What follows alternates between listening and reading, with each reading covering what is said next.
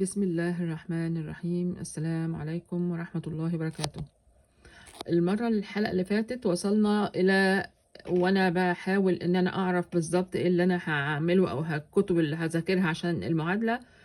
ما فيش حاجة، ما لقيتش. طيب بعد كده يعني هنسرع الشريط أكتر من 10 سنين بعد كده، وخلاص أنا بقيت جاهزة بقى وعايزة يعني أذاكر وحاجات زي كده. وما فيش عندي اي معارف، لا صيادله ولا غير صيادله، في 2 مدرسات و2 مش يعني ربات بيوت. طيب واعمل ايه؟ المهم فما فيش يعني زي دلوقتي كده موضوع النت ومش النت.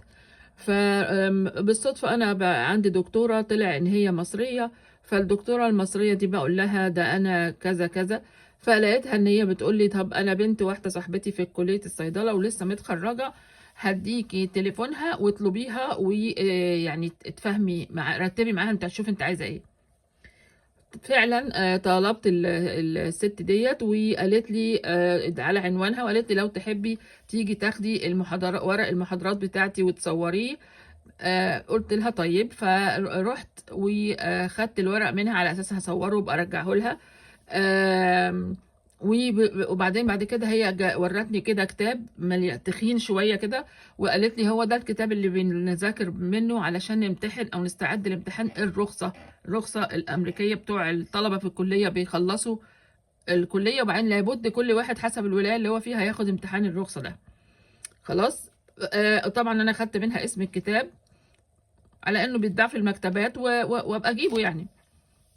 بس يعني هنا حسيت بقى الحمد لله قد ايه ربنا بيسهلها، لان بدون كده ما كنتش يعني خلاص انا يعني واقفه في محلك سر. الورق بتاع المحاضرات ما استفدتش منه خالص، وكلامها الكتابه كان خطها مش واضح. انما الكتاب ده طبعا لا غنى عنه ابدا لاي واحد عايز ياخد الرخصه او يستعد حتى للجزء الاول من المعادله. والمره الجايه نكمل ان شاء الله.